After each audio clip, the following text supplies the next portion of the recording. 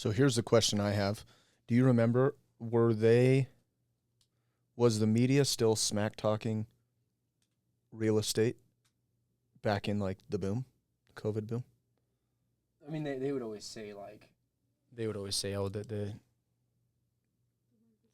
marble, this is going to stop. Yeah, this is going to stop. This isn't sustainable. It's never ended. They've never talked well about it, ever. Well, no, they really haven't. Why? And they've never really been right about it either. I know it's always doom and gloom, and it's always progressing, with the exception of 2008. But then 2008 or 2009, just the whole Great Recession, was the catalyst to the most significant wealth boom in real estate ever. Yeah, well, I mean, even if you bought a house in the absolute worst of it, like, so let's say you bought a house 2006, you paid top dollar then, it was looking doom and gloom in 2008, 2009. By 2012, you were caught back up, and then if you maintained it from there, you damn near doubled the equity you had in it. Dude, or like 5 or 6 times the Yeah. equity. If you bought in 06 and sure. waited till 2020, that's only owning the house for 14 years. We should run the math on that, but it was like probably 6 times the value.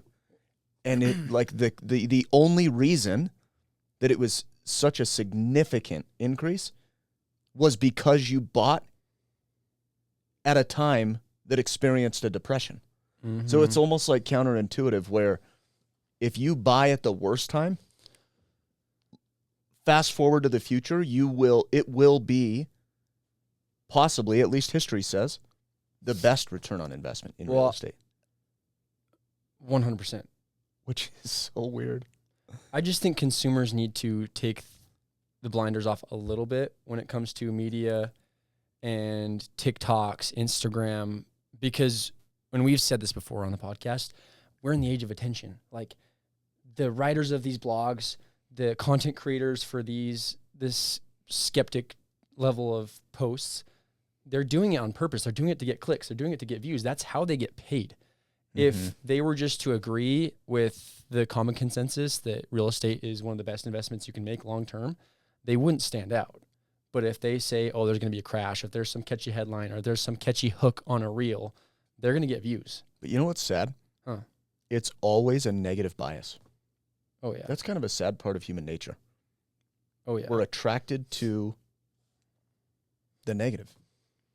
Yeah. I guess obviously they don't get as many clicks if they say, yeah, sickening amounts of wealth were created by the ownership of real estate. I don't know why they don't say that. Yeah, it's like the community nowadays. Humanity doesn't want to see one another succeed. I know there's some platforms that are better. Yeah. But the mainstream media is all about fear, doom, and gloom, and negative bias. Well, let's dive into it. I mean, I would say there's 5 common myths we see, and which can quickly be debunked. Excuse me. Myth number 1: I'm waiting for rates to drop. I mean, this is the most common we see right now. That's everybody in the moment, and honestly, we were waiting for rates to drop for a long time, and we thought it would happen, but never did we stop to encourage buying real estate. We never said wait to buy for rates to drop. I mean, I think that's a losing game, period. We've seen it in the highest rates in decades. We've still seen tens of thousands of dollars of wealth created every year by owning just regular houses. Yeah. These aren't big, giant mansions or anything. These are just like starter homes. Yeah. What was that stat you told me yesterday in the car? We were driving home from Vegas yesterday, and you told me a stat about the market right now in terms of number of transactions versus... Oh, yeah. What was that? That is weird. That's something we're trying to ponder, but it's right now in Utah, there are the velocity, or the number of listings is the highest, and the velocity of sales is the lowest in 9 years. 9 years. That's a pretty long time. So how I read that, and I'm assuming for the best here, but if I'm a buyer in today's market, that means I have the most amount of opportunities at bat to put offers in on a home. Yeah, the most options. and the least amount of competition. And the most that all converts into the most negotiating power, the most best leverage deal. Exactly. Right. That's the only way I see that. Yeah. Now, if you're going to, and we've talked about this in the past, if you're just going to turn around and sell this property in 6 months to a year, no, it doesn't make sense. Right. But if this is a long-term play, this is a house that you're going to have for multiple years, jump now, because if not, you're going to wait for rates to come down. Everyone that's been sitting on the sideline then enters the market. You're not getting as good of a deal. You don't have as much power in negotiating, and that's a losing game. When we've said it so many times, be fearful when others are greedy and greedy when others are fearful. It is so hard right now to get excited about real estate because no one's excited. You're going to actually be the laughing stock of the family get-together if you're buying a house right now. Yeah. Almost everyone's going to be like, what in the hell are you doing? Mm-hmm. This is the worst time. Have you not seen this stat? Did you not hear this news article? Are you not worried about X, Y, and Z? But like you said, 6 months to a year, if you're going to buy for the short term, probably a bad idea. But also, when you're buying real estate, you don't need to buy for your own personal use. And we've said this recently, but you don't need to buy and finance real estate for your own personal use. And when your personal use expires in a short amount of time, you have to sell and you have to take a loss and you have to be a victim to the market. Mm-hmm. That's not the case. Like, it's an investment. It's an asset. You own it. You control it. You can do whatever the hell you want. Mm-hmm. You can rent it. You could just keep making the mortgage payment if you don't want to rent it out. And I guess if you could sustain 2 house payments, even at that, you're going to make a huge profit. Even if you didn't have rent. If all of the payment was negative cash flow, just based on appreciation over a period of time, it's going to be a massive profit. Yeah. Better than you can get in almost any other financial investment. Well, and you just have to take the emotions out of it because it does feel scary buying right now. And oh yeah, because no one says a single damn good thing about it. You never have any support, and everywhere you look, it just doesn't look good. Mm-hmm. But if you run the actual math, the actual figures behind it, last year we saw about 6% appreciation. So on a $600,000 house, that means you've gained $36,000 in equity in 1 year's time. If rates drop by 1%, and I don't know this exact math, what do you think it would be, like $500-$600 a month you're saving? Yeah, probably 400 or 500. So let's just say $500. We'll play as best case scenario there. $500 a month in savings. Well, 36, and let's say maybe it takes 2 years for that to drop. Maybe it's 2 years to drop a point. Yeah.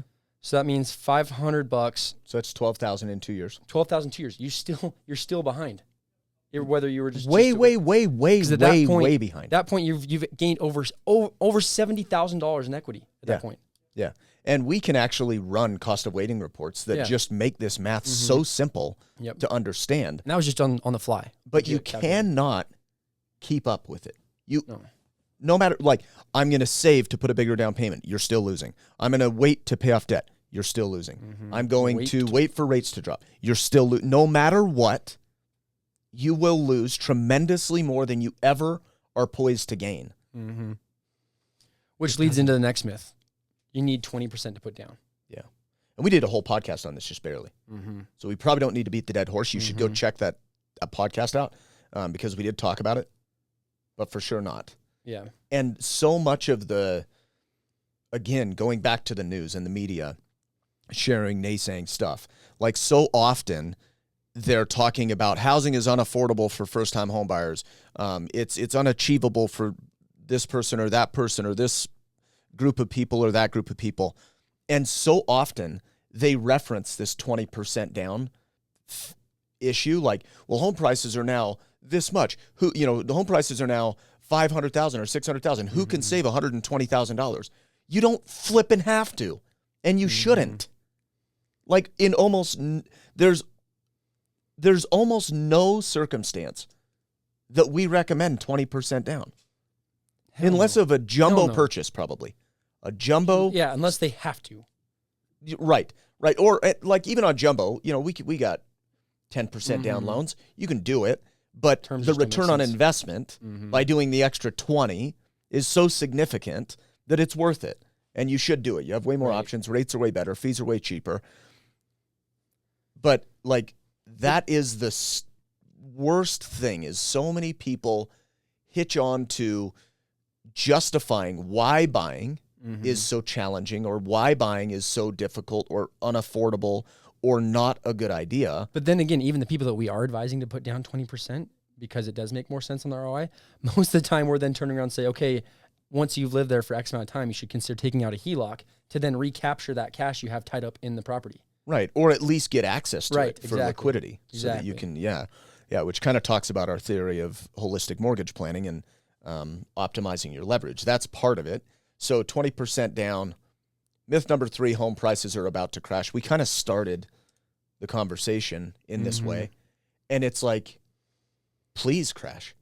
Because the only, I wish we had that chart. Does your home and auto insurance seem to go up every year without fail? Mine did too. I thought this was just the way the insurance industry worked until I found my friend Alan Johnson with American Family Insurance. After more than 15 years with the same insurance agent, he saved me over $3,000 per year when I switched. I refer all my family, friends, and clients to him, and their experience is similar. Great rates and a great experience. Call Alan for a free quote today at 801-708-2962. We saw a decrease in home prices. Oh, there's no percentage. But anyway, we saw that decrease and a lull go from basically like you said, we saw from 06 to maybe 2011. And then by 2015 sometime, we had already peaked out above the previous peak. Actually, probably, 2015 already exceeded the previous peak. And then the increase into the 2020s, home prices went up triple from there. So let's say worst case scenario, we did see a correction of, and what percentage do you think we corrected? I mean, not a lot. Well, there is a chart on that. Regardless, say it does correct, and it's a 10 to 20% correction. I view that as just pulling back the rubber band to then slingshot us forward in way more appreciation gains. Runs like we saw from 2015 to 2020. Well, and every time that happens in any market, financial markets, in the crypto markets, in the housing market, in any sort of financial market, when the getting is bad, no one wants to buy, and then suddenly everyone flocks to it, and the gains are astronomical. Yeah. The biggest gains. And then another question would be that you should ask yourself is what we're currently in, is this the bad? Right. Are we already in the bad? And then you miss out on the slingshot. Mm-hmm. And then you have this same conversation 5, 6, 7, 8 years down the road. Well, and in real estate, in any financial investment, you are taking a calculated risk. Of course. But the beauty is, if time is on your side, say you have at least 5 years, you can't lose. Yeah. It's never in history has there been a loss over a 5-year period. Yeah, but I think it's also a calculated risk to rent. And it's a losing game every single time. Well, it's uncalculated to rent, I think. Right. Because you just know your return every time. 0. Yeah. Negative, actually. Exactly. Negative whatever your rent is. It's a negative return on investment for sure. And, oh, man. Okay, anyway, keep going. Myth number 3, which, this all actually, we kind of touched on all the rest of them. But the other myths we see is home price is about to crash, now is a bad time to buy, and renting is safer right now. All of which we kind of covered. Renting is safer right now is kind of absurd. Yeah. Even with we haven't seen as good of appreciation since COVID. Last year, 6%. I'll take that any day of the week. Well, and what's unsafe about owning a home? Yeah. Well, and it's 6% of the home price, not of your investment. Right. So that's a way better ROI on your cash than any other investment you can make, especially on your rent. Even if the house payment is more expensive than the rent. Right. And that's where a lot of this argument of it's safer to rent than buy comes from. Right. Is this idea that it's, and honestly, even apartment investments, for example, I've looked at several of those. One of their biggest sales pitches is how much cheaper it is to rent than to buy. But what's being missed is like, okay, it's $1,000 cheaper to rent. Well, on that house, you just made $36,000. So it cost you $12,000. You made $36,000. Mm-hmm. Like there's no rhyme or reason that's logical that makes sense. Well, especially if it's, and let's just play. I mean, like I had this conversation with a friend of mine a couple of months ago. They were renting, and then cash wasn't really that tight. So then they set aside, it was over $1,000 a month they were investing in like riskier stuff. Like it was crypto, it was startups. It wasn't stuff that was like guaranteed going to help them grow in their portfolio of investments. For that matter, nothing is. Exactly. But people often don't think that. Exactly. So then I'm like, okay, well, what if you just paused that for a minute? And because they didn't want to have a higher house payment. I'm like, what if you just took that allocation of funds, put it into the house, having this higher house payment, that way you can actually own and not rent. And he's in a position where he knows he's going to make more income in the next couple of years. Mm-hmm. Then when that income comes back, take whatever's back, and then you can use that to invest. We ran the math, and if he would have done that a couple of years ago instead of doing this, he was going to be, it was literally over 6 figures more in wealth. They would have created. And that wasn't even a guess. That was, exactly how much he made with these, what he probably thought were more strategic investments. Mm-hmm. You know what he made, and we know what he would have made had he bought because the data's there. Yep. And I mean, we run these numbers constantly. These aren't guesses or theories. This is like actual results. Yeah. And he would have saved a hell of a lot of time because he didn't have to invest his time into looking into these startups, looking into the crypto and all this stuff he's been investing to. And we've talked about that so much. Like, how do you find ways to invest your money in a more passive manner that is as tax advantaged as possible to create the highest ROI? Well, starts with real estate. Yeah. Primary home, primarily. And then I guess evolve into investment properties and things. But yeah, it's, I think the biggest thing that I think about is like, this should not be an emotional, exciting decision. It shouldn't be a decision made on like, oh man, this is such an exciting time to invest in real estate. Oh, I'm going to miss out on the opportunity. Right now, people are like expecting things to crumble. So it's almost the opposite of FOMO right now. But nonetheless, you have to create your own excitement. Highly emotional. Right. But it should just be a pragmatic, strategic investment decision. Yeah. Real estate. It should not be full of it. Now, granted, there are positive emotions that come with it. You get to paint your room or your kids' rooms any color you want. You get to build the deck or put the pergola up or do whatever the hell you want that you can't do in the rental. Yeah. Or you have the most amount of inventory you've ever had before, and you actually have time to decide, because back in COVID, a house popped up, you didn't have time to decide. There wasn't you didn't get to think through, oh, what color are we going to paint the baby's bedroom, or what kind of carpet do we want to install later on? It was, hey, the house is being listed right now, and there's going to be offers in the next 20 minutes. So decide now or miss out on the house. Well, and even if you really wanted it, like, it was painful for us because we would see clients desperately want to buy, and they're like, we offered $20,000 over list price. They liquidated their 401k, spent all their money. They put everything they could into it and still got whooped and could not buy the house they wanted. So many people got into homes they don't want. And now they have golden handcuffs because they have that low rate. They're stuck in the home they didn't want, but they had to buy because it was the right time to buy. Right. I think people sometimes romanticize what it really was, the housing market during COVID. Yes, it was phenomenal with appreciation, but it was kind of a shit show when it came to the actual strategic part of planning for it and actually putting in offers. It was just a straight up bloodbath, like war to get a home.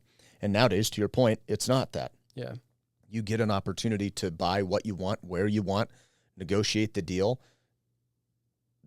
At the surface level, it's actually much cheaper in reality for most people to own a home right now than it appears.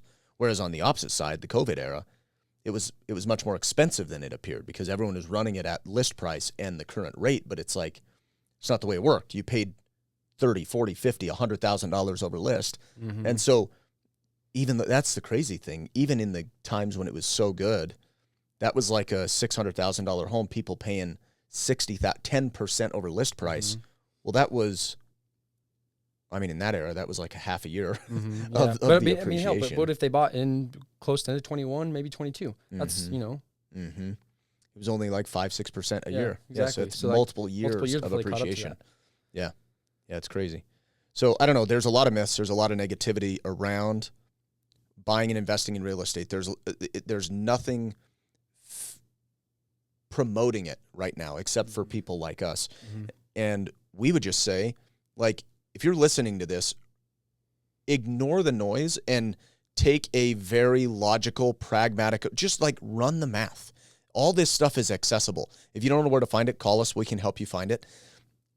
All the data is accessible. These aren't theories. This is real, legitimate stuff. And it's a great, I would just say, when to buy? Yesterday. If you didn't, today. If you don't today, buy tomorrow. Like, as soon as possible is the right time to buy, recognizing that you do have this asset now that you have to, or you get to control, but it could create some additional complications. Yeah. If you don't live there and some life event changes. But you're going to make money doing it, and it's going to create wealth. So why would you not? Agreed, 100%. Last thing, my send-off, and we heard this from a mentor many times. There's no such thing as a bad market. There's no such thing as a good market. It's the market at which we have at hand, and we need to play the advantages the market's offering to us. And there's always advantages. So awesome, guys. Well, we hope you appreciated this. If you can like, subscribe, share with someone that you think needs this, that would be greatly appreciated, and we would appreciate your feedback. Thank you for tuning in. For more industry insights, follow us on all platforms at Loans Elevated. And to get in touch with our team, call or text 801-713-4000 or visit loanselevated.com.